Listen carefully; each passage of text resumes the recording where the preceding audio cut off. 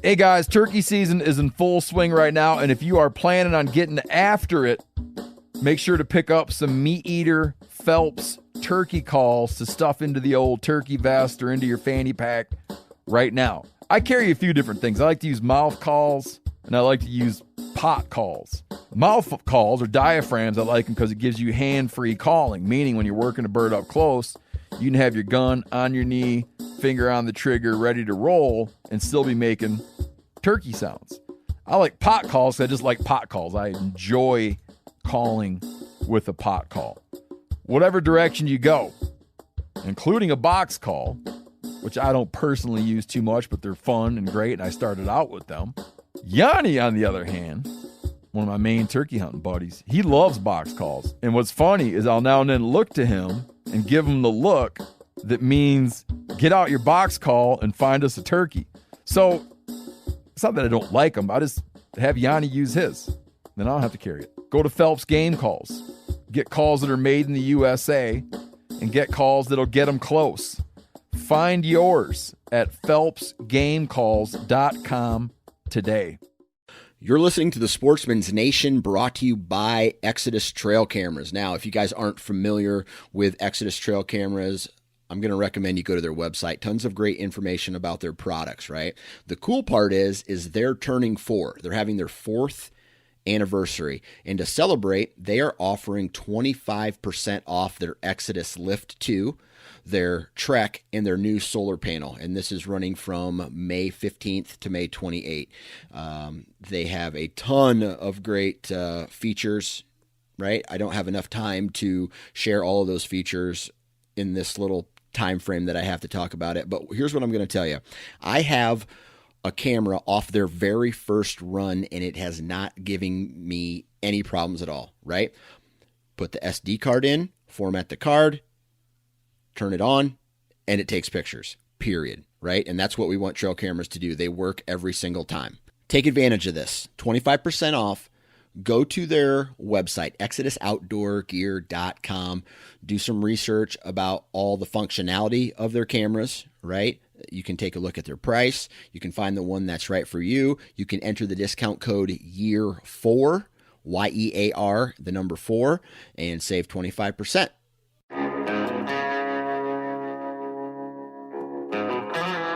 My name is Clay Newcomb, and I'm the host of the Bear Hunting Magazine podcast. I'll also be your host into the world of hunting the icon of North American wilderness, the bear. We'll talk about tactics, gear, conservation, but we'll also bring you into some of the wildest country on the planet, chasing bear.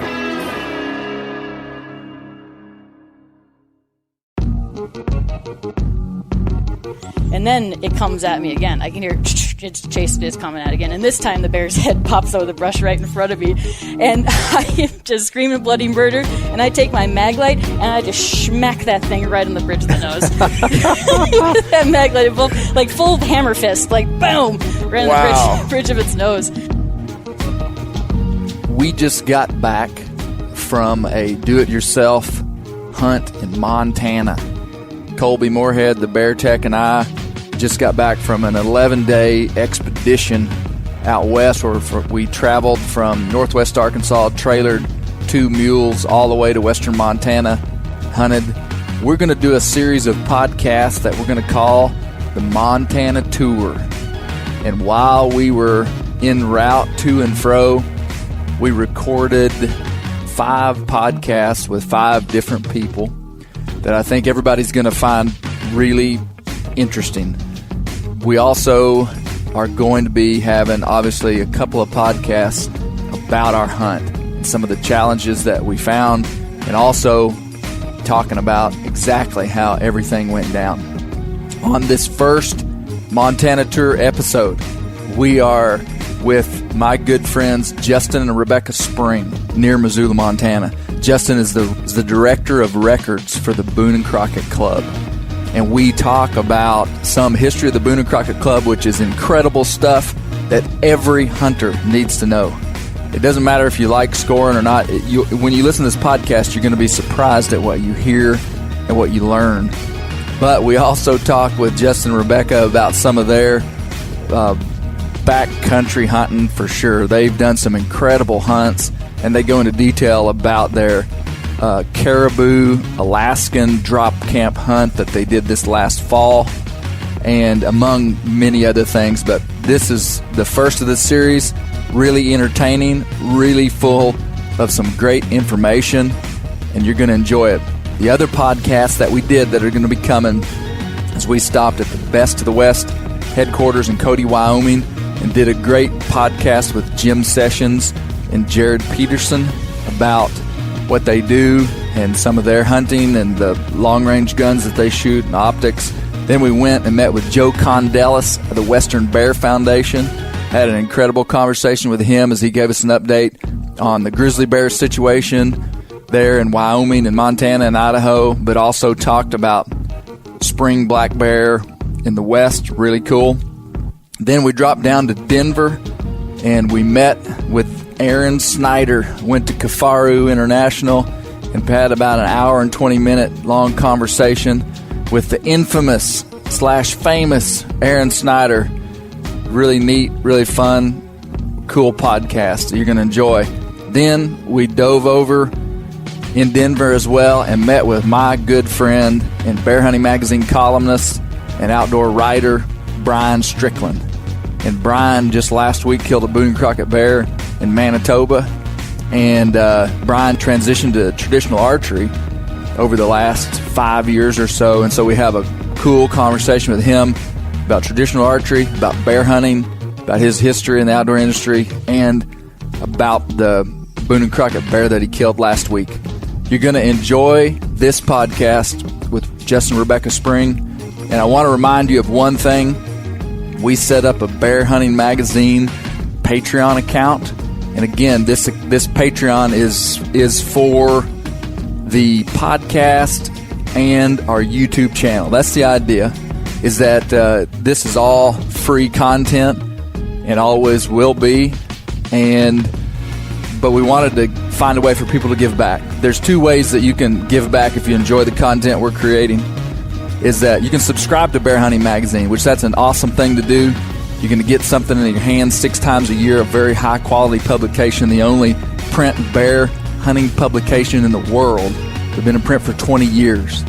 So subscribe to Bear Hunting Magazine. If you're not interested in that and you want to contribute to the cause, then you can check out Patreon and you understand how that goes. So, hey, appreciate it. On to the Montana tour. You're going to want to listen to the end when Becca Spring tells about the time she punched a black bear in the face. I'm serious. You're going to want to hear it. She's live. Welcome to the Bear Hunting Magazine podcast. I am with Colby Moorhead, the Bear Tech, and we are in near Missoula, Montana. Let's not give away our coordinates too specifically, but we're near Missoula, Montana. And Colby and I have been in and out of backcountry for the last 6 days. We've been on a bear hunt. We're going to be talking about that bear hunt in some podcasts, either before this podcast or after this podcast, not sure. But today we are going to have an awesome conversation with Justin and Rebecca Spring. Justin is the director of Big Game Records. Did I say it right? That's correct. For the Boone and Crockett Club. And Becca is his wife, and she has taught him everything that he knows about scoring animals, about conservation, about hunting, about being bad to the bone. Am I right? Someone's got to do it. Somebody's got No. So we're so on this podcast I want to, if you haven't met Justin, Justin would have, he writes inside of the Boone and Crockett ethic. Their Pope and Young ethic. Boone and Crockett's Fair Chase. I'm sorry.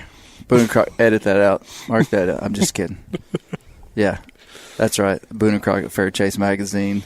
And so we're going to get into, Justin's going to talk about what he does, going to talk some about the Boone and Crockett Club. And Becca is here to pretty much keep us in line and give us all the hunting tidbit wisdom that she has to offer. Becca has been like the driving force of this hunt. You've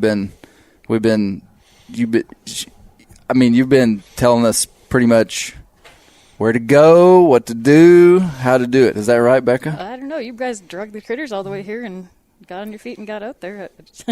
I just tried to provide a little food here and there, maybe. Yeah. Yes, we've been treated very well. Incredible hospitality. You guys are you going to introduce the world to Becca bars? Yes, for sure. That comes later. Okay. But yeah, we'll talk about food. But no, let's just start off with an introduction. Justin, tell us who you are. I know what you do, but just any way that you would describe yourself, go for it. Okay, so I started for Boone and Crockett. Been about 10 years now that I've worked for them. People always ask me how I got the job. I actually drew a mountain goat tag in Oregon, and the vice president of records was at the orientation, so hunting got me into the job, and they haven't been able to get rid of me since. First 8 years I was the assistant director of records, which means basically I reviewed every entry that comes in from all over North America. So we have 1,440 measures, give or take now, and everything that they score is reviewed individually in Missoula. And so, like I said, the first 8 years I was there, I was doing mainly review, and then stepped into the director's role a couple years ago. And now I, as you said, write for the magazine, do the best I can to get the word out about Boone and Crockett, what we're doing, conservation, the success stories of everything, and even the negatives that we do see in our data set as well, some things that cause concern that as conservationists and hunters we want to keep our eye on and make sure that it's nothing that we're doing wrong that's causing any negativity. So yeah. So you got real good at math for about 8 years then, huh? I get real good at using the computer. Yeah. No, it's a lot of fun reviewing all these and just seeing, people get really excited about world records and the biggest ever, but we got to witness some pretty cool stuff, especially in your world in bears. I mean, the certain states and whatnot showing up that we'd never seen before. Right. And people get really hung up on rankings and numbers, but at the end of the day, it's gauging wildlife conservation successes and failures. And, an entry from a new county is far more exciting to me than the biggest deer ever taken in Arkansas, for example, or something. Right. Just because of what we're trying to do and engage and new areas showing up means that wildlife conservation is working. Our success of North American model is desired effect. That what you're saying right there almost has to be, you have to build up to it, because I don't think most hunters understand what the record-keeping system was originally designed to do. Most people today view the records as just a way to gauge the size of an animal so that we can tell who's got the biggest one. Right. Basically. But when and let me give a little bit of personal history too. I became an official measurer in 2014 or something. And so I came to Missoula for the 3-day class, and that's where I met you and Becca. Right. And that class, for real, impacted me in a deep way, because I thought that we were going to go there to really learn the nitty-gritty, or the emphasis, because we did learn the nitty-gritty of how to score the North American big game. But I felt like that was going to be like the emphasis, like accuracy, get this right. But really the emphasis was conservation and understanding the macro picture of what the Boone and Crockett Club is and what its goals are, and how the record-keeping system is actually a biological database to show us where stuff is working, where habitat is good, because I don't want to steal your... Yeah, no, you're doing great. I'm just... Well, I mean, just to say it quickly, where there are older, mature males in a population, that means that something is going right from a habitat, from a hunting, from a conservation perspective. And so originally, the founders of the Boone and Crockett Club, their goal was to keep a biological record, and the best way they could figure to do it was to say, where are the older mature males? Yeah. But I want to hear it from you, Justin. We'll start from the beginning. 1887, Theodore Roosevelt, our founding days, this was a time that wildlife was not, it wasn't going to be around. I mean, Right. the bison were nearly extinct. Roosevelt came out west looking for a bison and barely found any, and they were, they're collecting for the, National Museum. And so what they did at the time, and the original purpose of records, was they wanted to get specimens to show our generations what once was in the North American Because they continent. didn't think they were going to be here anymore. 100% thought that it was gone. I mean, the passenger pigeon they'd seen at that time, they'd seen it nearly decimated. It was 1913, the last one died, something like that. And they thought that was the future of all wildlife. So it was the Bronx Zoo, National Collection of Heads and Horns, was kind of our beginning. And they were looking for the largest specimen of every species, and it was actually the world at the time, to put on display so people could see what there once was. And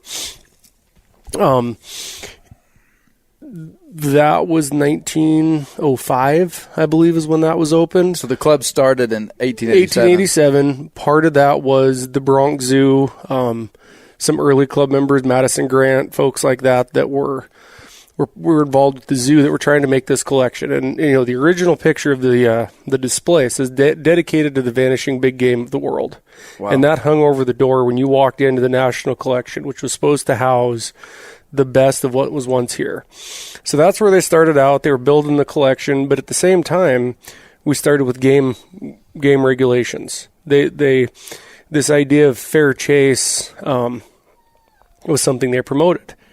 And Which would have been a totally unheard of concept. Oh, yeah. Like today, the value of fair chase, whether anyone has ever heard of the Boone and Crockett Club or not, if you're a North American hunter, you live by, whether consciously or unconsciously, some ethic of fair chase inside of what you do. Right. I mean, most 99.9% of people. And that came from the Boone and Crockett Club in the late 1800s. Yep. That were coming from a market hunting mentality or a zero conservation-based mentality of market hunting for the last 150 years on this continent from Europeans, basically. And then, so they introduced this idea of fair chase, introduced this idea of to give some quantifiable measurements to older mature males. Right. So that people would want to shoot a big old buck rather than shoot the doe or the juvenile or the small immature buck. I mean, they're the ones, and that's completely separate from the ideas of fair chase. Yeah, but, I mean, they're the ones that introduced this stuff. Well, it was different at the time. Forest and Stream was the hunting magazine of the day, and there wasn't scientific journals. There was no field of wildlife management, and so the exchange of scientific ideas with wildlife with these naturalists took place in this Forest and Stream. George Bird Grinnell, who's probably the least known name, but every hunter should know. Roosevelt was very good at getting up and giving speeches and getting the crowd fired up. Right. Grinnell was the brains of the conservation movement. He and Roosevelt, George Bird Grinnell, worked very well together. But how this whole thing had started is Roosevelt had written an article about hunting that ran in the magazine, or a book, excuse me, and Grinnell wrote a review of it, and it was not glowing. So TR was pretty mad, stomps down there, kicks down the door, goes in there and demands that, Grinnell justify what he said. Well, this turns into the two of them finding out that they're both very passionate and seeing in each other what the conservation movement needed, and that is the beginning of Boone and Crockett, was that interaction. So in this beginning time, they've got this national collection that they're trying to build up for future generations, but they're also pushing the idea of fair chase. And the idea here was the hunting was an important part. It was the history, the rugged lifestyle that TR promoted. He wanted hunting to continue, but the practices of the day with market hunting, and another thing that a lot of people don't realize, but when you read into it, is that they called them pot hunters or meat hunters. Nobody cared. It was just an unlimited resource And so they brought in this idea of fair chase, of giving the animal a chance to escape. And it wasn't about quantity. It wasn't about filling the pot. It wasn't about feeding your family. It was going out and actively making it harder on yourself so that it wasn't guaranteed success. Yeah. And then concentrating your harvest on your older, mature males that have no net effect on the population if they're there or not. Right. And so, I mean, trophy hunting's got a horrible name today, but the original idea was if you shoot these old, mature males, the population can recover, and it did. It worked phenomenally. We had game laws. We had, the idea of never, I wasn't born until the 80s, but it was still my dad and his hunting buddies. You don't shoot does. That's wrong. Well, that idea all came from this original fair chase, and it's still around. And today, we're not there. I mean, basically, in the beginning, this was necessary. Folks started to buy in. 1930, Aldo Leopold, University of Wisconsin Wildlife Management was born. And this was a time that fair chase kind of shifted gears. In the beginning, it was required to maintain populations. Once you started getting state management, we now have wildlife managers that say you can kill 10 does and a buck a year, whatever it may be. Right. But fair chase is now, it's just the ethical, the way, the accepted way, the right way. If you're going to go out, you're going to hunt, there's an ethic to it. It's not just killing. It's not indiscriminately killing. It's no unnecessary suffering. I mean, it's everything you can do to give the animal a fair chance, not guarantee success. Right. So, while this is all happening, the National Collection kind of falls out of fashion. Nobody really cares anymore because you can now go to Yellowstone or, these national parks and see these animals. And so the collection falls to the wayside, and the club had started to collect data, but they're like, well, we don't need to do this anymore. So in 1950, they redid the system. And that's when they really said, what are the traits of the most healthy animal? They used bilateral symmetry, left to right. It's common throughout nature. They also looked at mass, and they looked at time length. Let me stop you right there and ask you a question about the transition that the club went through. So, are you saying that from 1887 to 1930, when Leopold started writing, that there was a massive shift in the hunting culture? Yep. So that 43 years, I don't know, it would be give or take, but that's when something happened. How did these guys infiltrate that ethic into the hunting culture? Just through media? Yeah. I mean the media of the time, which would have been newspapers and magazines. Yep. And, these prolific writers, you read back, and looking at the old entries and whatnot, we get them in, and you read these stories, and they shamed these people into feeling guilty if they were to take 2 moose instead of 1 in a lifetime. There's this Dahl DeWeese, who was there's a museum in Colorado that has a bunch of his trophies, and he hunted Alaska extensively, kind of brought the attention to what became some of the refuges up there. And he was writing of a hunt on Tustamina Lake, which is a pretty awesome place on the peninsula up there. And he's in his writing, he's saying, I know you're going to call me a game hog because I've already killed a good moose. But this was the largest moose. Well, it turned out to be the largest moose ever. It was a world record. But he's justifying, shooting a second moose in his lifetime. Wow. And so somehow, and this was in the 20s, I believe. So somehow that became the trendy thing, is to not be a game hog, to enjoy hunting, to concentrate on it. And they just swung popular opinion. Yeah. So it was pretty amazing. In the 30s is when it started. I mean, by the time we got to the 50s, there was a war in there that kind of changed everything and puts a lot of stuff on hold. But once 1950 came, they decided, okay, we want to document the recovery of wildlife. And so to do that, we're going to create a scoring system that rewards the traits that are associated with the healthiest specimens, knowing that the habitat that produced the healthiest specimens is the best habitat. So we can say, okay. So wherever there are Boone and Crockett older mature males, we can say that something right is happening there in terms of habitat. And you can't look at the records and say, oh, clearly there's a predation issue. But you can say, well, this county used to produce X number of entries every 10 years. We haven't seen one in 20. What changed? You could look at another county that went the other way. And so you've got 2 points that you can say, okay, well, something's going well here and not there. And it's kind of a starting point. So it doesn't answer all the questions, but, with 50... And that was the original intent. That was the original intent of the records. Yep. That was why they decided to put effort into it. Right.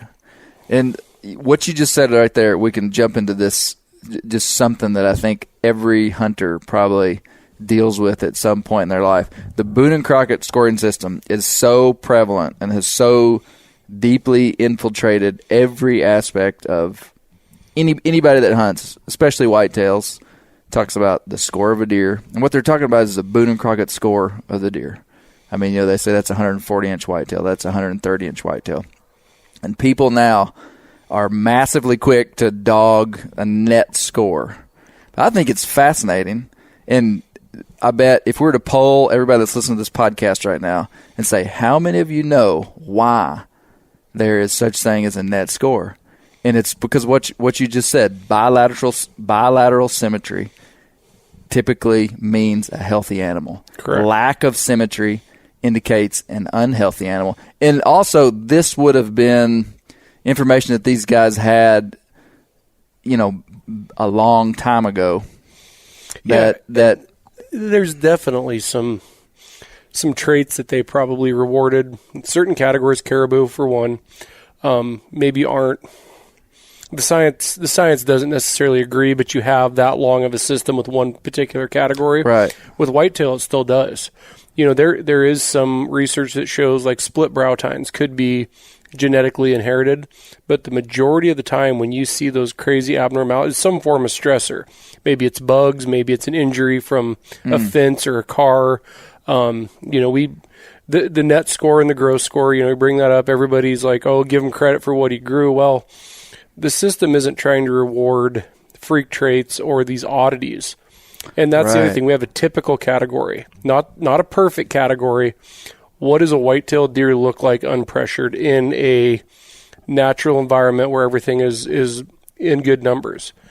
And still to this day, it's a symmetrical, heavy, long-tined rack. And that's what the system gives credit for. And that's exactly what is the typical white-tailed deer. The reason, and again, if you understand that the Boone and Crockett record was originally designed to be a biological record-keeping system that showed us where habitat was good and where it wasn't, where there were problems with conservation, where there wasn't, then you understand that when a deer has this massive lack of symmetry, that the records, just from that philosophical idea, would have to deduct from that. So that's the whole point of it. Yep. And I think if people knew that, they would be not quite as judgy against the system. Well, and I mean the gross score, people understand what that is now, and it's useful. Yeah. That tells me if I have a deer that gross is 165 and net's 162. You tell me that number, I instantly know, oh man, that's a very typical deer. Everything is great. It's a good typical. Whereas you have, this deer gross is 201 and net's 160. That there's some craziness going on there. That there's a lot of inches of abnormality or deduction.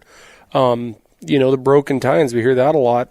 I mean, that's generally a sign of a high population of males. That's an overpopulation. That's a good point. So they're breaking tines off. So that's not a natural thing. Yeah. Therefore, it becomes a deduction in the system because it's all about ranking the habitat and the health of the species. Right. It was never meant for a hunter to say, I have number 75 whitetail in the book. I'm the 75th best hunter in the country. Right. That's not at all what the system was ever I think for. that would shock most people. Yeah. Like, it really would. Like, somebody that would have no context of what these record-keeping clubs do, they would think that's what this whole thing was about. But when you understand that so much of who we are as hunters today came from the Boone and Crockett Club, it's pretty amazing. And, and the Boone and Crockett Club, it was a lot of individual members back then, too. That's an important thing. A lot of these guys, this was their passion. I mean, they're prolific writers. Roosevelt, clearly. Grinnell.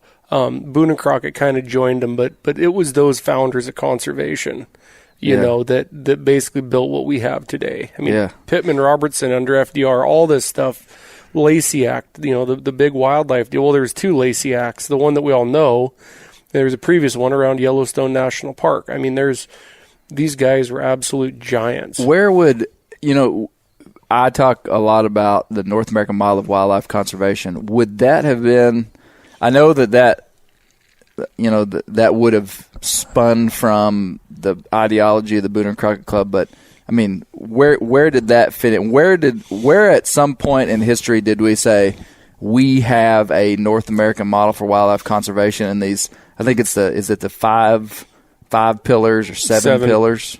Yeah. So that document was not produced until recent times. Okay. And that was never a blueprint for how to do it.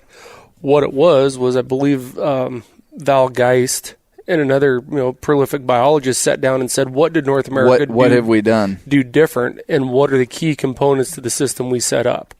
So, the North American model, clearly the idea that publicly owned wildlife.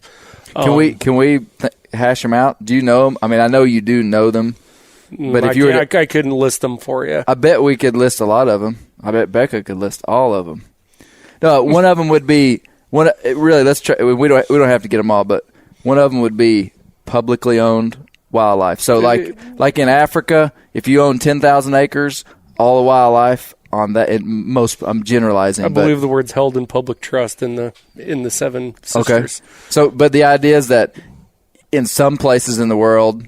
Well, in a lot of the European countries, the wildlife is owned by people. So if you owned 1,000 acres, the animals on that would be yours. Here, Roosevelt and these guys said, hey, wildlife is public. So even if you have deer on private land, it's owned. Those deer are your neighbors, just like they're yours. Mm-hmm. So there's this community value placed on them. So public trust of wildlife. Yep. Scientific management. Scientific-based management. So you're not managing things based upon emotions like we're seeing now in some places that are going totally against everything that has got us to this point, like what we're seeing in British Columbia with them banning the grizzly hunt. Totally not based on scientific information. It's based on just emotional, we like bears and don't want to see hunters shoot them. Yep.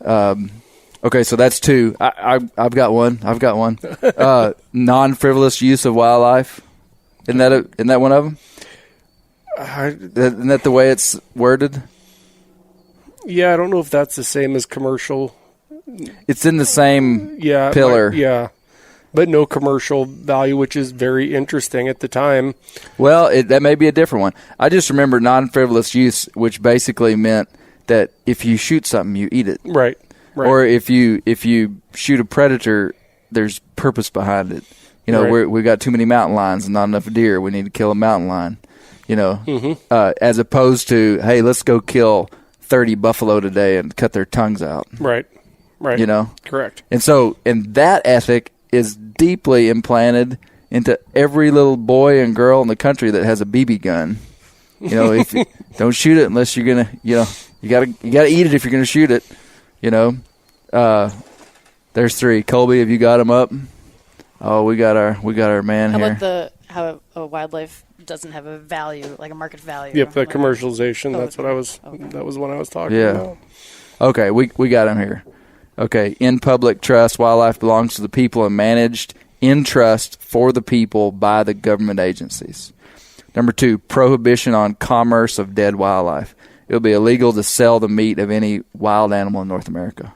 So, and that comes from a time when market hunters made a living. Guys in Arkansas made a living being bear hunters, selling the oil, selling the meat. Can't do that anymore. You know that's why a buck is called a buck, right? $1 was the price of a deer. Right. Yeah. I thought you were going to say, so an eel of bear oil was the tanned neck of a deer filled with bear oil. I know I've read some literature back from the South at least. Oh, Colby, can you open that back up?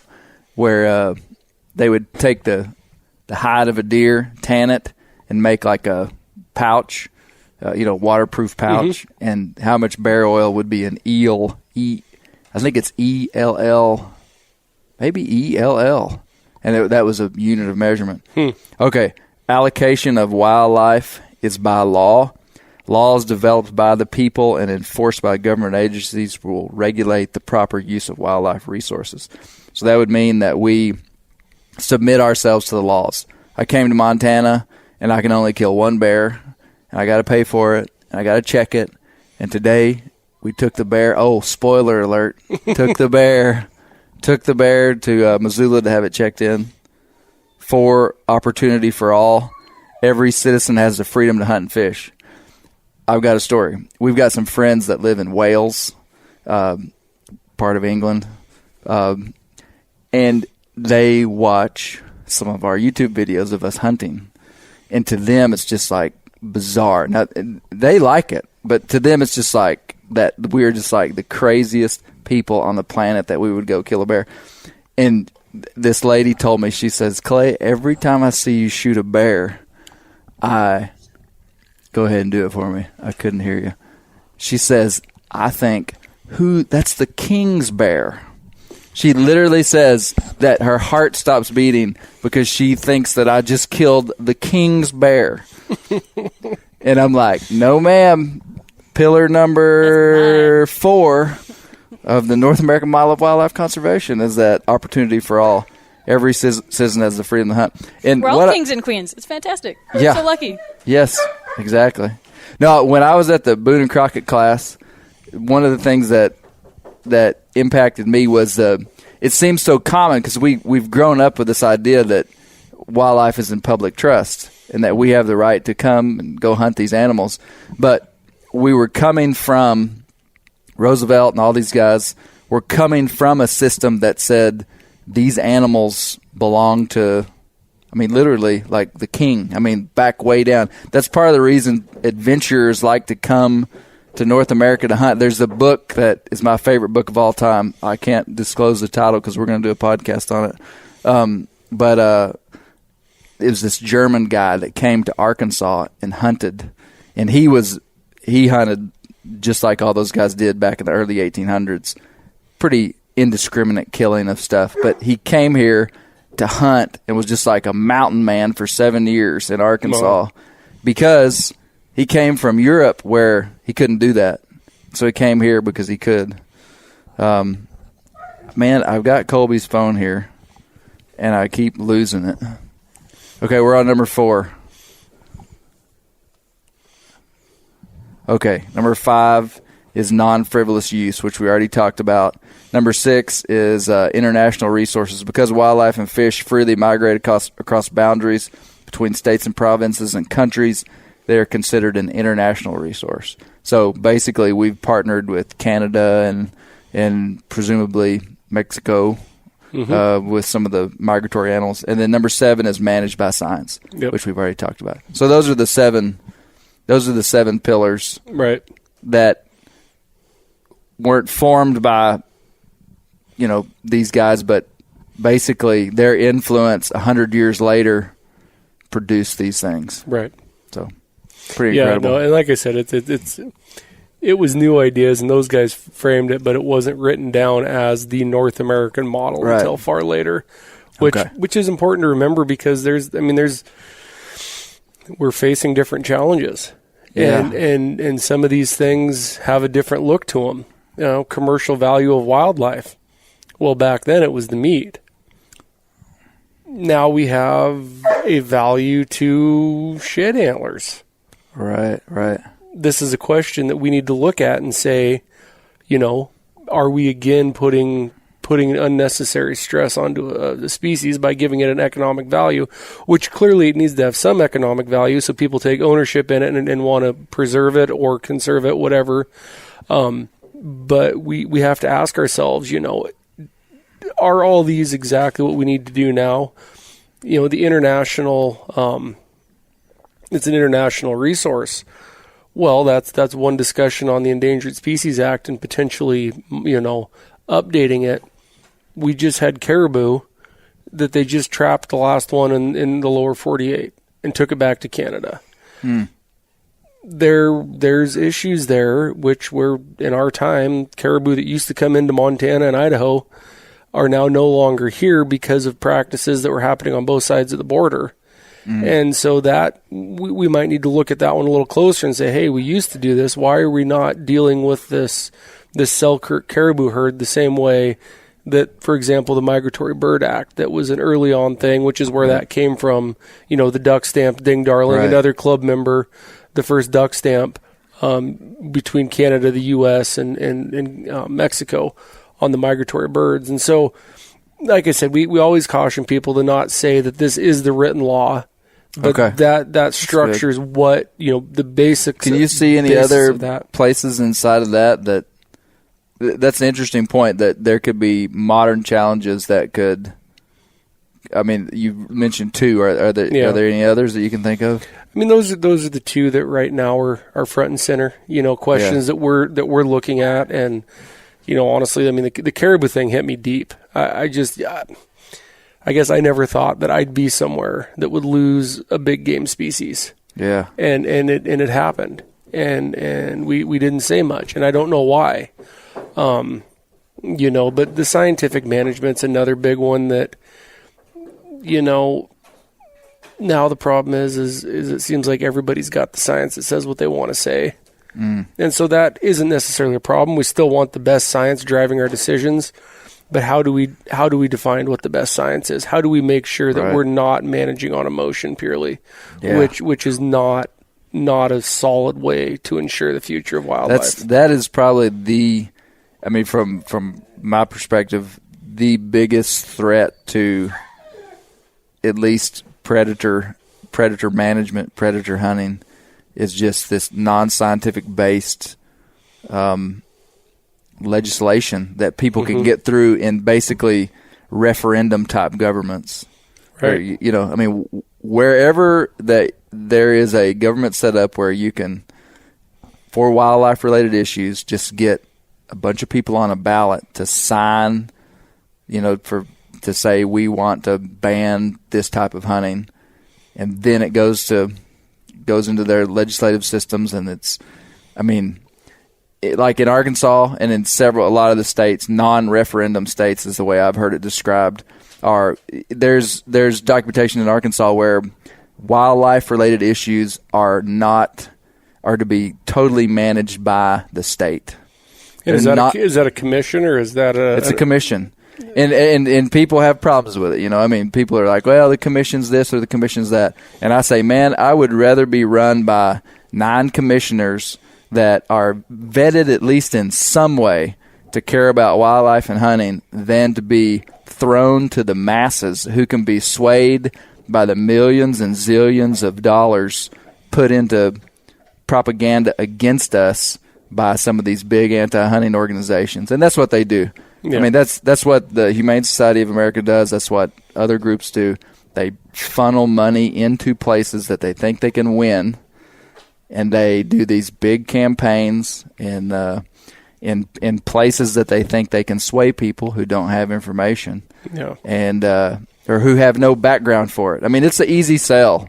It's an easy sell to someone that's never seen a grizzly bear, never bear hunted, never seen a mountain lion, to say, why would someone want to kill a mountain? Right. I'm preaching to the choir, but that's a massive threat. I think it's the biggest threat that we have. And the one thing that we always talk about with fair chase and ethics and hunting, and we address certain things that a lot of times, why is Boone and Crockett splitting hunters? Why are you dividing hunters?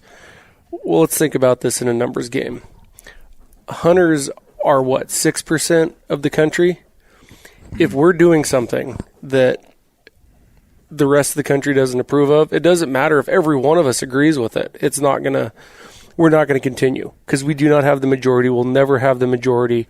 It's that 70-something% of the country that is not a hunter but approves of hunting, that we have to make sure everything we do meets their seal of approval so we can continue on and continue funding the wildlife we have to continue to keep it on the landscape as we see today. The best numbers ever. We are living in the good old days of whitetail, of black bear, of all these species. This is the most there's ever been. And it's not across the board. Clearly bison, obviously numbered far more. But if we get so hung up on, well, I want to do it this way and this should be fine, and you don't look at the bigger picture, that's far more damaging than having a civil discussion amongst hunters on a particular tactic on how that'll be viewed by the non-hunting but approving public. What I've noticed the last several years, Boone and Crockett's their social media approach and some of the things they're doing, and I mean, it seems to be a pretty big emphasis on let me ask you, what would you say Boone and Crockett's emphasis has been to the hunting community? If I could ask that, and I don't know if you can sum that up in a short, and I'm kind of alluding to what you just said, that I mean, we've really tried to take the Hunt Fair Chase campaign. This was something we did earlier. And is that designed more as much for? Are we marketing as much to non-hunters about fair chase as we are to hunters? We'd love to, but let's be honest, we're good at talking to ourselves. And before we can take this to the general public, we as the hunting community have to be all under the same roof. Yeah. And so before we can take this forth and say, here's what we are as hunters, here's what we believe in, here's why what we're doing is the best path forward for wildlife, we need to have all the hunters say, like, hey, this is what we're doing, this is why it matters, not well, the state law says I can do this, so therefore I can, and if you don't like it, too dang bad. That's not going to get us anywhere. So we're trying to get hunters to understand what the bigger picture is, why it's important to be careful about what you post on social media. Respect the animal. I'm not a big fan of there's people that say never put a kill shot on social media. Well, I don't agree. I mean, if a well-taken trophy photo or a kill photo sums up, could be 20 days, my moose hunt, 20 days in one picture, sitting there on your knees, you're exhausted, you're looking at a moose, you're respecting it, you're in awe of its size. That one photo has power. Yeah. But that's a well-taken photo. That's not a deer hanging upside down on a chain hoist over a gut bucket. Yeah. So think about this stuff. And that's what we're trying to do, is get hunters together, and that's what you're seeing on social media is, hey, let's think about what we're doing. Hunters aren't poachers. Poachers are more are more of an enemy. I see a lot of that on Boone and Crockett's social media feed, is trying to make a clear distinction that poaching is not hunting. And I mean, to hunters, that's a pretty clear thing. Right. But to people that don't know anything about hunting, they very well may have an idea that hunters are just a bunch of outlaws. Right. But no, that's super interesting stuff. Becca, you've been quiet over there. No, I love this conversation. I think it's great because Boone and Crockett is a very small office, and it's a group of incredibly hardworking people that pretty much work behind the scenes. They're not getting, their message isn't getting told as well as it maybe should be. All the work they're doing for conservation, and I think it's great.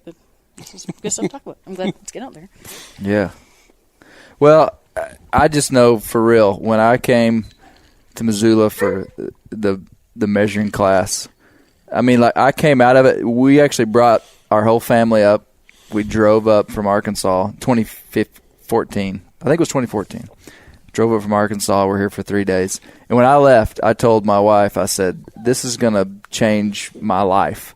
And not that being a scorer really changed my life. I mean, I enjoy scoring big game. I don't really score that much. I'm not in a hotbed of big racks, but I probably score 5 to 7 animals a year. Yep. And half of them don't make the book, But the association with the club really it helped me because it gave me the narrative. It gave me insight to things that I was already doing that I wouldn't have known why.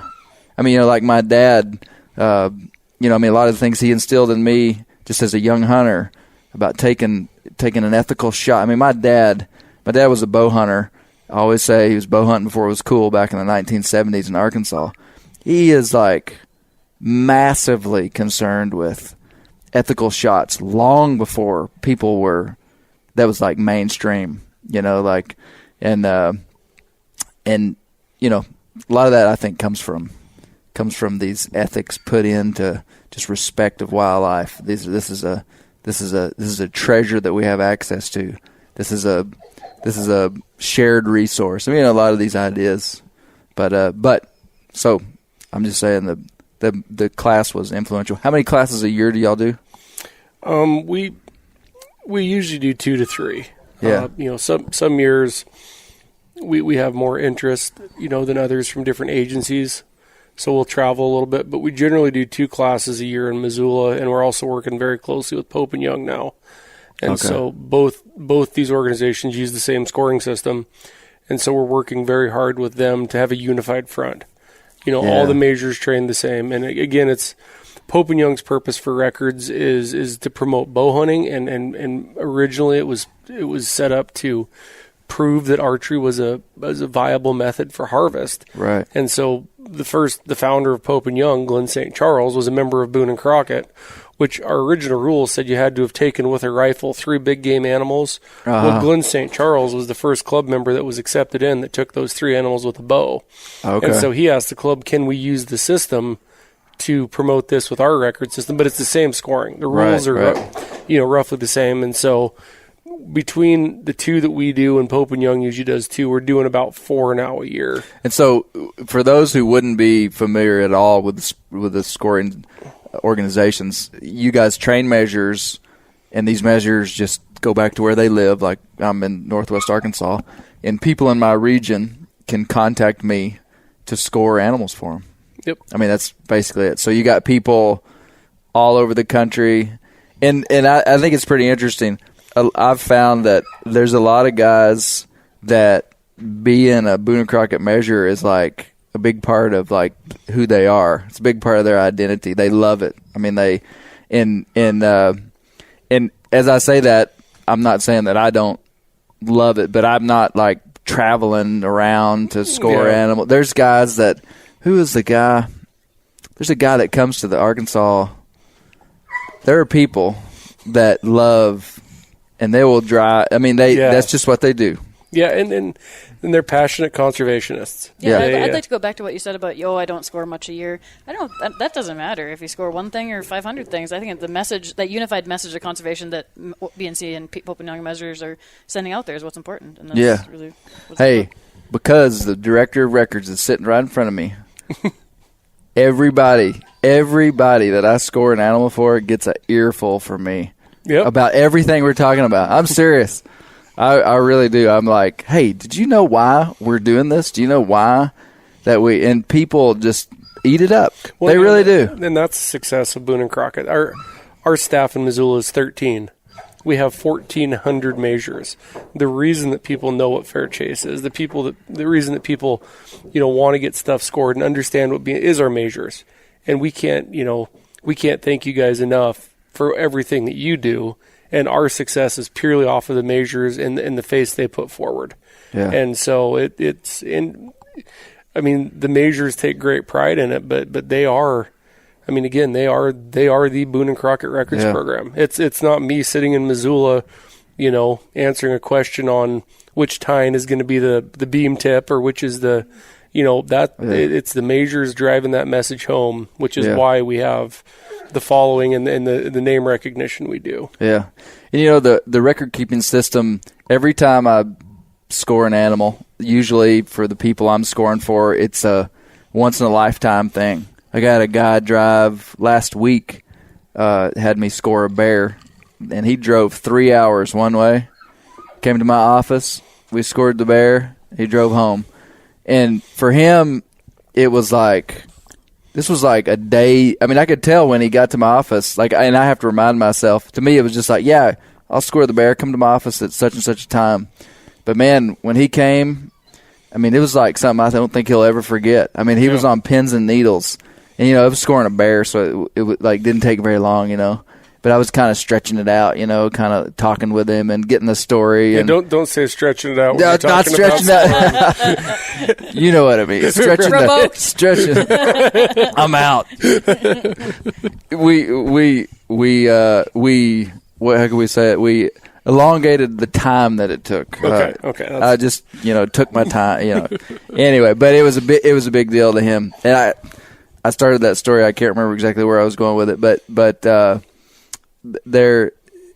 it's a really unique place and way to meet people, and it's a lot of fun. A lot of fun being a measure. I enjoy it.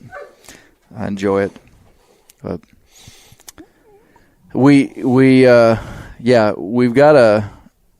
Before we get off of the records, though, Justin, we've got a story that we got to get Becca to tell. But before we do, can you? Is there anything else you'd like to say about Boone and Crockett? Just for the people out here, you're a young man, Justin. You're like in your mid-30s, am I right? Yep. So, I mean, Justin's got an incredible job. He told earlier how he kind of the short version of how he ended up here. But, I mean, you've got a really incredible job. You were just down in Springfield, Missouri. Yep. We've got our 30th Big Game Awards. We were down at Bass Pro Shop setting up a display. It's open to the public. Yeah. It's at the end of every 3-year period. We require the top 5 in every category to be sent in for panel verification. This is to make sure they were scored correctly. And all those heads were panel judged 2 weeks ago. I kind of lost track of time. I was down there for a while, but the judges come in. It's 2 teams of 2 that they verify the scoring, and then they go up on display for 3 months. And so literally it is the greatest collection of modern trophies taken in the time of, plenty. The good old days. You walk in there and you look at the elk display. In the last 3 years, there's the bulls that were the top 3 years ago would not have even been invited this time. Wow. Because the elk had such an amazing 3 years with the water available. Montana had a great year a couple years ago. There was a 430-inch typical killed, a 436, I believe, non-typical. Wow. And both those bulls are there. There's a bull from the San Carlos. There's some amazing Roosevelts from British Columbia. You have the largest sheep ever recorded. It was a picked-up head from Montana, hour and a half north of here on Wild Horse Island. Yeah. A 216-inch bighorn is on display. Below it's a 208, a 205. I mean, these numbers are unheard of. And what was the biggest bear, Justin? Do you remember? Black bear? Black bear? 22s? 22. Where did it come from? Do you remember? There's a Pennsylvania bear there. I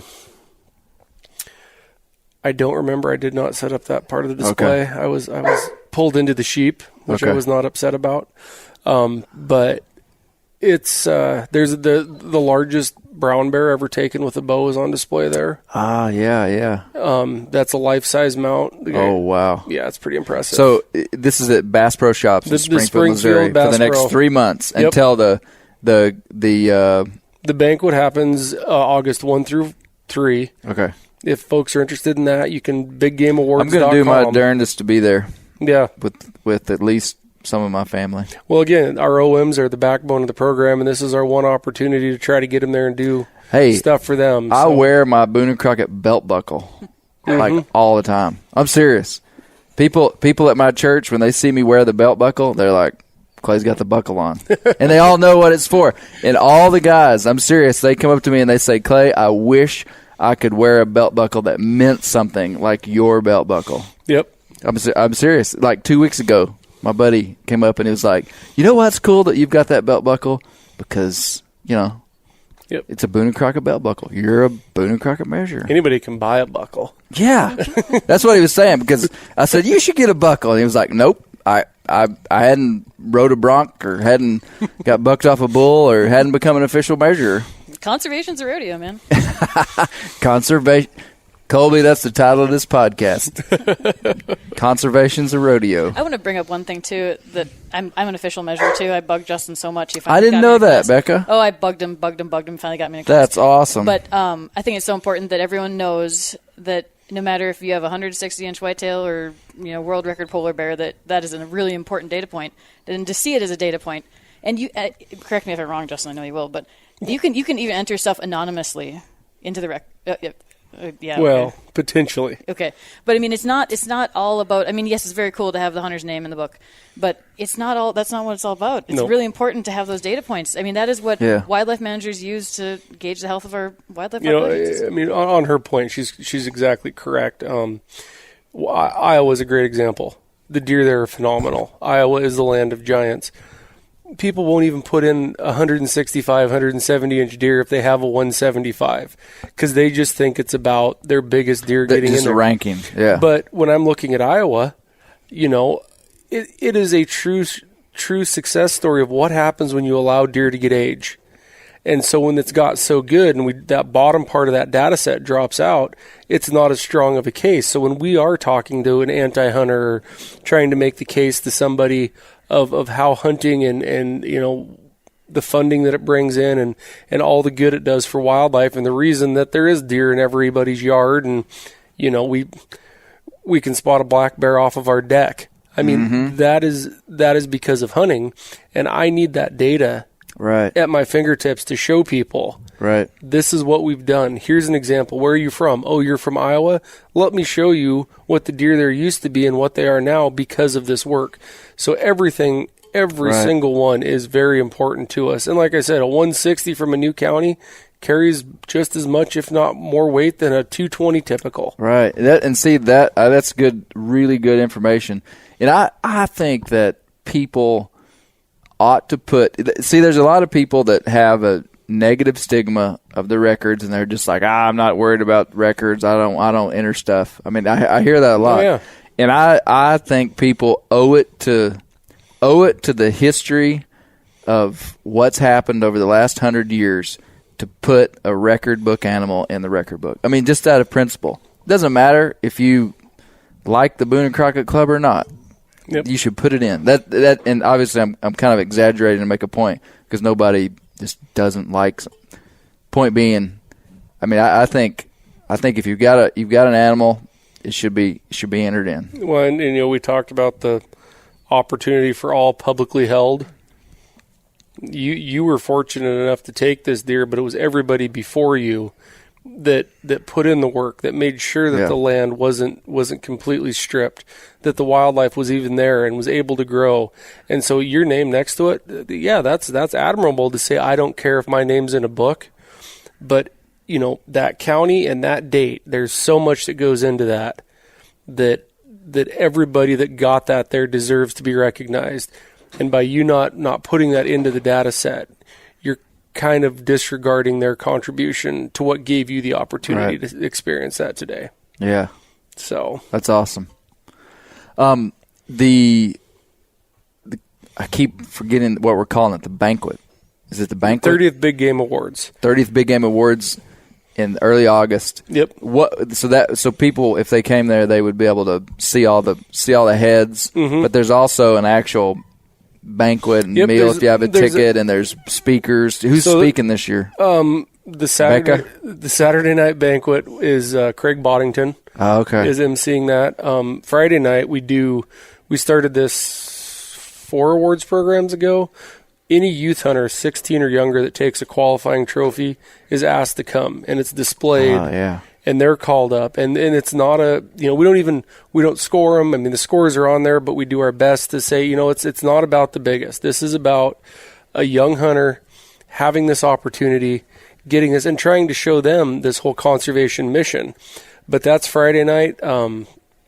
Which has been like the best event. Yeah. It has been CJ Buck Knives, 3rd or 4th generation, is the MC that evening. Melissa Bachman, she's the keynote that night. And folks are welcome, and we encourage as many people as can come and show those youth your appreciation, and their and how amazing this accomplishment is. And so we want to have just as many, if not more, people in the seats Friday night as Saturday night, which are the top heads. Yeah. Both events are amazing. But yeah, biggameawards.com. If you're anywhere near Springfield, it's literally the best of the best and the best time for wildlife. Yeah, bigger and more than ever. I mean, that's what we're kind of saying about this awards. Incredible, because every year it just gets better and better. The trophies the top end specimens, trophies that are entered are higher quality, they're healthier, there's better habitat, and this is in the face of an expanding population. Yeah. It's just amazing, everything about it. Cool. Very cool. Well, I'm going to do the best I can do to get there, and so that'll be fun. Well, didn't Becca tell you that was the stipulation for staying at the house and getting food, is you had to come to the awards? Okay. I'll tell that to my family. You might get another really cool buckle. I don't know. That just might be Ooh, I didn't even want to ask. Well, as an official major, there's some other things coming, some unique items as a thank you to you guys for all you do for the club. That would be awesome. Whatever that would be. Okay. Switching gears just a little bit. You guys, we were just having dinner, and you guys were telling me about your caribou hunt in Alaska, drop camp caribou hunt. We don't have to go into I know you could talk for hours, but you guys both took incredible caribou. Was it last August? Yep. Yeah. So Becca, the reason Becca's on this podcast is Becca is a very serious, very good hunter. I mean, for real. And I'm very lucky to have a pack mule in Justin as well. Yes, we did learn that the only reason she married Justin is because he can carry big chunks of meat at one time. That was half of it. The other half was she thought switching her last name to mine might give her better draw odds. Because you're good at getting draws. I kept drawing tags, so she's like, well, if I switch my name, maybe I'll pull a tag. Yeah. And still waiting on that one, but that's okay. You have a lot of other good points. So, Becca, tell us, give me like a 5-minute version or longer of your caribou hunt last fall. I honestly don't have enough adjectives to describe how awesome that hunt was. So we had planned this, it took probably a year to plan, but we just did a fly out of a drop camp out of Bettles, and just with a couple other buddies, and it was just fantastic. We just brought our own gear and just tried to do it as, on our own as we could, and got dropped on this fantastic little lake, and just started seeing caribou right away. And I had spotted, so Alaska, you can't hunt the day you fly in, right? And so we got our camp set up, whatever, have had dinner, and just having a fantastic time on the tundra. And I spotted a real giant bull on one of the surrounding mountains, and like, wow, that's a beautiful bull, but he's not going to be there tomorrow morning when our tags are legal. Because it's the caribou migration. Yes, and we're kind of at the tail end. You're hitting the tail end of the migration. Yeah, but those caribou, just for the most part, it seems like they just don't stand still. They're just you see one, and he's not going to be there, he or she is not going to be there in another hour. And so I spent until at the last minute of daylight, I spent with binoculars on that. How far was he away? About it. Oh, he's probably a mile away. Really? Yeah, he was pretty good distance. In the tundra, that's a pretty big chunk of ground. Yes. The tundra will kick your butt every day of the week. It's incredible. You can't describe what the tundra's like walking on. It's ankle. Is it kind of like walking up a Montana slope about 70 degrees? Yeah. Just in a different way? Yeah. It's a different set of horizontal muscles. Stairmaster. Yeah. It's just constantly trying to break your ankles, and you're constantly falling in wet holes, and it's just it's difficult, very difficult terrain, and you got to cover a lot of country to get these caribou. But what she didn't say is the other three of us, we knew we could start hunting first thing in the morning, and we'd all gone to bed. All these suckers were in bed snoring. And she's like, nope, I'm going to keep glassing. She's watching. And what was he doing? He was just kind of hanging out? He was feeding. Yeah, he was up on this. He was pretty high on this mountain. He was just kind of feeding around, just kind of staying. He was kind of staying in the same area. He was all by himself. And I had told the guys before the trip, like we were kind of talking about, like, hey, what kind of caribou are you guys what are you looking for in a caribou? And I was like, I'm looking for a double shovel. And Justin was like, oh, you're not going to get one then, because that's it's not a common thing. I wasn't quite that blunt about it. I think I said, well, that's kind of the really. So double shovel is not normal enough that you even thought you'd see one. Well, so I mean, the scoring system we talked about rewarding that. There's no deduction on a single shovel because it's such pretty normal. A common thing for them to have a single underdeveloped shovel on one side.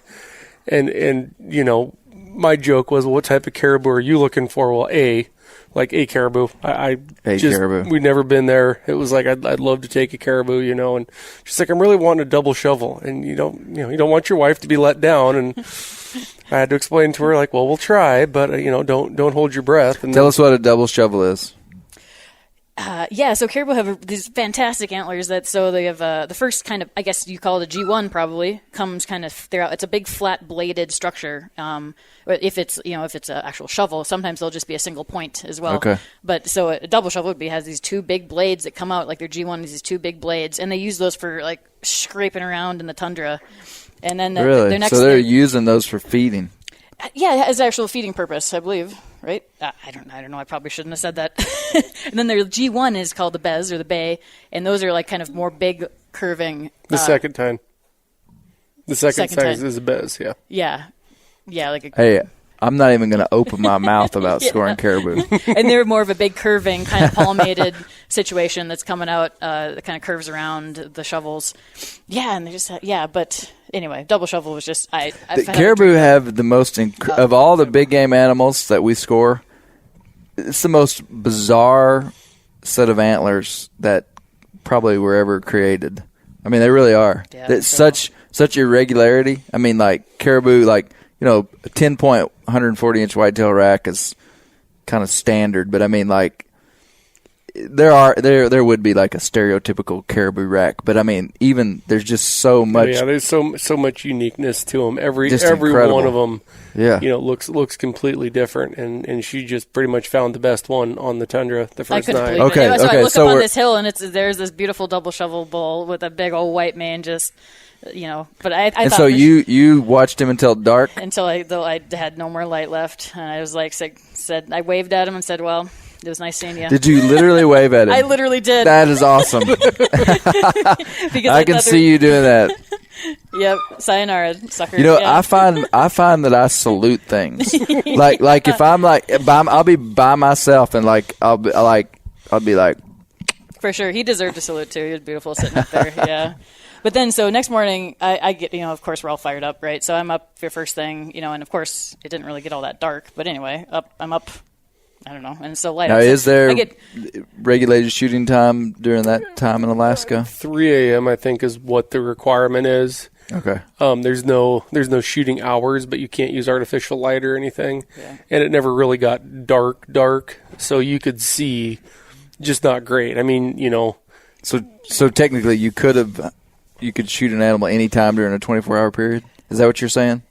Alaska regulations leave it up to But your time period for the float plane was 3. You cannot fly. Unless you're on a commercially scheduled flight, you cannot hunt until 3 a.m. the following day. Got it. Understood. But beyond that, it's kind of up to hunter's choice, kind of like if you think that you can see that animal safely, you can shoot at it. That's why I love Alaska. Many reasons to love Alaska. But so I get up in the morning, and I honestly didn't even look up on the hill. I was like, he's gone. I was focused on coffee. I'm going to get some coffee and breakfast going. So I went and our little tarp and, got breakfast cranking. And then after things were kind of settled down there, I got out the binos, and this thing's coming down towards camp. He's hiking closer to camp. I just couldn't believe it. I couldn't believe it. And so the rule was whoever saw the caribou was able to claim it. Well, I think that was kind of what we're going for. Yeah, I think it was, So there's 4 of you in camp. You shot it kind of thing, yeah. Yeah, and then it kind of scared. So we woke up to frost. We woke up to a really cold morning. We had all kind of been kind of cold throughout the night. It was a little bit colder than we were anticipating. So we were all kind of huddling around coffee cups and having a breakfast burrito kind of thinking, I don't know if we quite dressed right for this. We may not have brought enough clothes. Oh, really? Yeah. What was the temperature? 18 or 19. Yeah. I mean, it was everything was frozen, it's cold, good and frozen, and we all had everything that we'd brought on, expecting a little more mild temperatures. Oh wow! And there was a look of panic in all of our eyes, 7 days of this, we didn't. And it's the tundra. There's no trees. There's no firewood. Yeah. You're kind of stuck with what you have and what you prepared for. Yeah.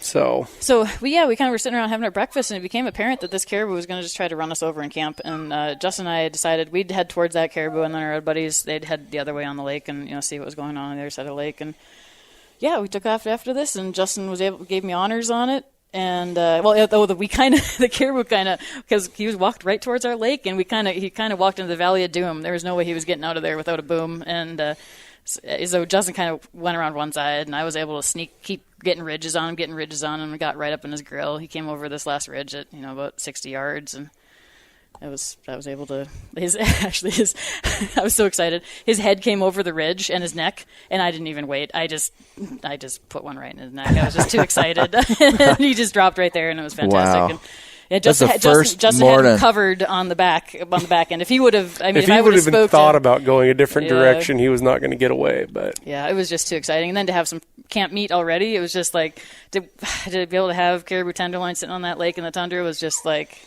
I don't know, like the best thing ever, pretty much. Just, wow. So he was velvet, full velvet? Full velvet, yeah. But, yeah. Are you going to get him mounted in full velvet? Yeah. So since we killed him on the first day, it was kind of like, we're probably not going to be able to preserve the velvet. Okay. So I did end up stripping the velvet in camp, and it came off pretty easy. Like it was apparent that he was probably going to be stripping soon. And I stripped it all off, and then I'm actually getting the reproduction velvet put on it, and it's actually the mount will be done soon. And I'm wow, that'll look incredible. So how tall? Like if we had those horns in here right now, how tall would they be? I don't know. Are they 4 feet tall? Yeah, probably. 3.5. Yeah, 3.5 tall. Yeah. Yeah. I mean, we got back and So for Boone and Crockett scoring, if you split the skull, if you saw the skull all the way through, it can't be officially measured. And so we got it back. And I when I was younger, was hunting with a buddy, and he shot a deer poorly, and the very first thing he did was pull out a tape measure. And it really has bothered me to this day. Like, no, that's not what it's about as a tape measure. So it was even hard for me to do it, but I'm like, we're going to score it to make sure this isn't, before you cut the skull. Before we split the skull, if this is Boone and Crockett or not. Oh. But it was a 390 class caribou with the velvet, just missed the book. Wow. But it just an absolute giant. I mean, no, it didn't quite make it, but there's nobody that doesn't shoot that bull first day. Oh, wow. Even if you're killed numerous caribou. And again, I mean, it's not about a number. It'd be cool if it went. It didn't. But, I mean, just beautiful, beautiful bull. Yeah, wow. It was just bull of my dreams. I couldn't believe it, So he's going to go right here? Yeah. Okay. Yeah. And so when did you kill the little bull you killed, Justin? So that was like day 3, and after I'm joking, people. I've seen these pictures. It's a nice. Justin killed a big bull. Justin killed a bull that I was kind of expecting. It's a nice caribou, a 300-inch, just kind of average bull, bigger than what we saw. But that's what I was kind of thinking. We'd never done it on our own, just get dropped off. Yeah. Like, okay, we may have a little bit of knowledge of what a big caribou looks like, but beyond that, like, we don't know how to hunt these things. And so it was day 3, and we'd let a lot of bulls go on day 2. And it was one of those things that I was thinking to myself, if I wait and try to outdo my wife, I'm going to go home with tag soup. Yeah. And so this bull happened to be coming towards camp, and it was fairly entertaining. We'd come back to camp for lunch. I don't remember why we were there, but we were all sitting around having a sandwich, and I decided to just wander out from the tent to a high point in Glass, and this herd of like 10 caribou is just coming at a clip right over towards camp. So I turned to run back, and like Becca said, the tundra's full of holes and whatnot, and made it 3 or 4 steps, and then the top half got going faster than the bottom half, and I went down in a heap and came up, and they couldn't figure out what was happening. So they're watching you run to camp. Yeah, and they can't, like, am I running? Becca says that when Justin runs, it's scary. I was concerned. Yes, it's always concerning because he's a big guy and he can run really fast, and it is always like, I don't know what I need to do. Do I need to run too? What you should do when you see Justin Spring running is get him a rifle. Yes, and that's what I did. And I grabbed his backpack and we went. But I mean, her bull we stalked from camp. This one ended up coming pretty darn close, and a couple hundred yards, maybe 200-300 yards, where he was set up and got a shot at him. Basically, all 4 caribou. We hunted and hiked around and did all that, but all 4 of them ended up. You could see from where we were camped where all 4 of these bulls ended up. That just sounds like a dream hunt. Oh, it was. You couldn't script a better hunt. Now, how common would you say it would be for somebody to go up there and kind of do the same type thing you did for them to find that kind of success? I mean, maybe not a near Boone and Crockett caribou, but just like, and I'm asking this for like personal reasons. I would say if you have a good outfitter, they're going to put you where the caribou are. So this was a drop. What It was a flying service. So it wasn't an outfitted hunt. No, they're a transporter. Service, yeah. So there are services. A lot of people, I wouldn't have known this 6-7 years ago, that there are services in Alaska that you pay a small sum comparatively small sum to an outfitted hunt. Yeah, right. I mean, basically, you're paying for their services to take you into. You can do it with moose. You can do it with caribou. So that's what you did. You used a transport service. They just dropped you off and said, "Hey, we'll be back in 7 days." There's very specific rules. I mean, they can't help you load your meat. They can't give you any direction. I mean, they're purely there for safety. You can call them. We were scheduled for 7 days. The North Slope. I mean, weather's an issue. The day that we got the guy killed the fourth bull, I got back to, we went and helped him pack, and Beck and I got back to camp, and there was planes flying, and so we called the outfitter or the transporter and said, hey, we're killed out. We see a lot of your planes flying. Can you do you have an empty that you could take some meat back? They have a meat cooler, and I was the meat was dry, and we took very good care of it, but you're still worried. You don't go all the way up there, and you don't want to waste the caribou. So I was like, hey, can we get our meat out? Maybe we'll stay and fish or whatever. And they happened to have an otter, which is de Havilland's biggest float plane that you can basically drive a truck onto and fly it out. And theirs happens to have a 1,000 horsepower upgrade, which is the most awesome plane ever. Yeah. So that's another one of Becca's things. She actually was almost ready to solo to become a float plane pilot too when she was younger. Yeah. Yeah, my wife's kind of an all-star. So anyway, but they said, yeah. And so within 3 hours of that caribou getting back to camp, we had everything broke down, thrown on the plane, and in 5 days we were flown back to Bettles. So it was. That's an incredible hunt. If you just go up there and think that they're just going to wander up to you, you're going to be disappointed. Right. If you're in shape, if you're willing to hunt, I mean, yeah, we got very lucky and got them very close to camp. Right. But the other guys we were with, they'd put on 20 miles on that tundra. Really? And so you can't see. So it's rolling hills. So like you move around and you can see new country. I mean, sometimes when I think of tundra, I think of being down in some big valley where. Well, we were in a valley, and we were one side of us was the edge of an area that we couldn't hunt. It's only open for locals. And then we had a mountain range in front of us and behind us. And these caribou, when they migrate, it's not straight line. I mean, they're going this way, they're going that way, they're going up the mountain, they're coming down the mountain, they're going back up the mountain. So you got to go out and look for them, right? And we could see a lot of country, and we ended up in a good spot. But you're not going to be middle aged and out of shape and be able to go up there and hunt hard for 7 days and do what you have to do to kill a caribou. That being said, you can get lucky and just have a trip of a lifetime like we did. I mean. Saw 2 wolverines, a muskox, 7 grizzly bears. I mean, it was amazing. How big is a caribou? 400 pounds? 500 pounds? Tiny. Smaller? Really? Big mule deer. No way. Yep. Really? Yeah, they are not a big animal. Like 250, 300 pounds? They're very fluffy. Their hide is very thick.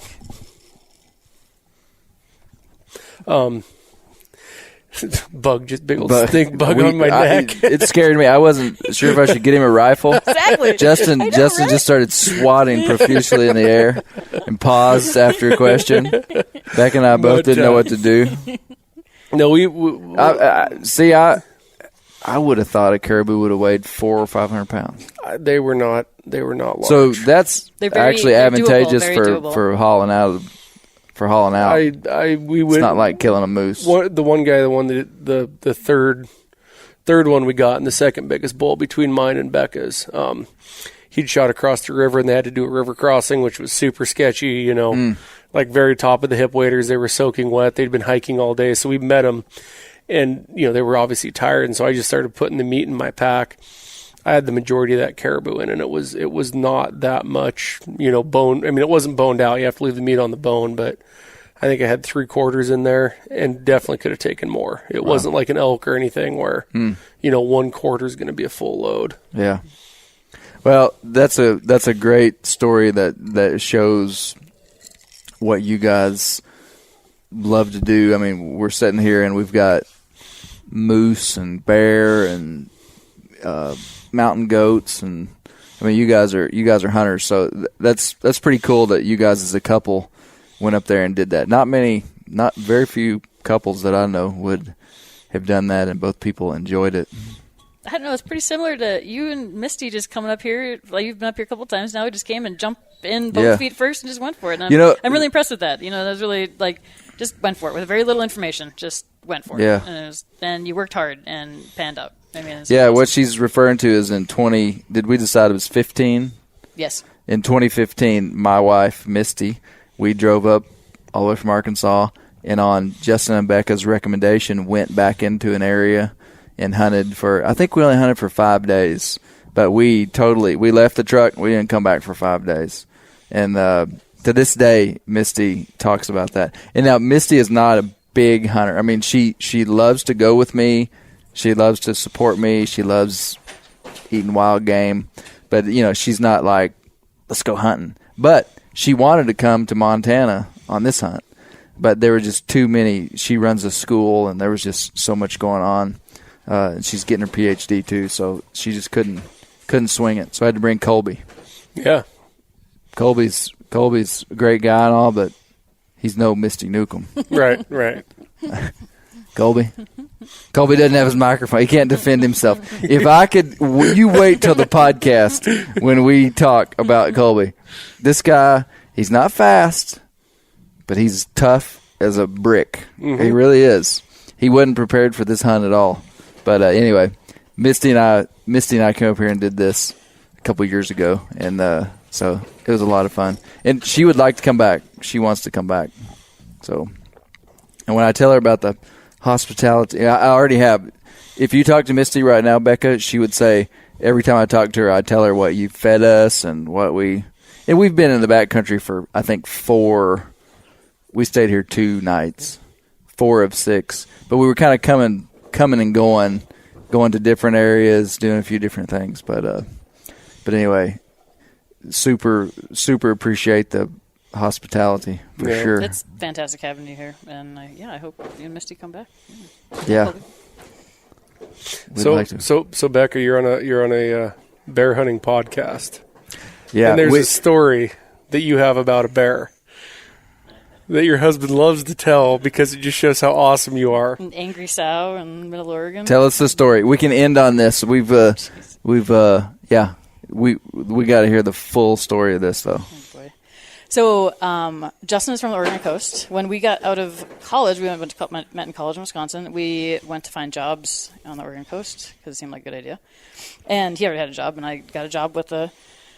We both have degrees in wildlife, biology, natural resources. She also has geoscience.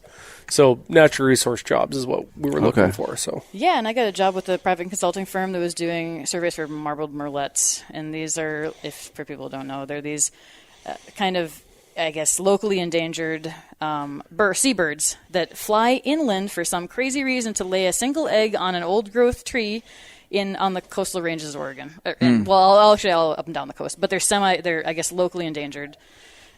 I don't know, because their population is kind of suffering a little bit, but it's really in the very southern edge of their range is why they're suffering. But anyway, these marbled murrelets require a very unique survey technique. You need to hike into these stands of old-growth timber in the dark, and then these birds fly in the dark, and you hear them. They make this specific noise. They go kier, kier, kier, kier, and they have these circling patterns because they can't really land because they're a seabird, and so they're doing these circles to try to land on this tree that they're like a flying potato. Picture a flying potato.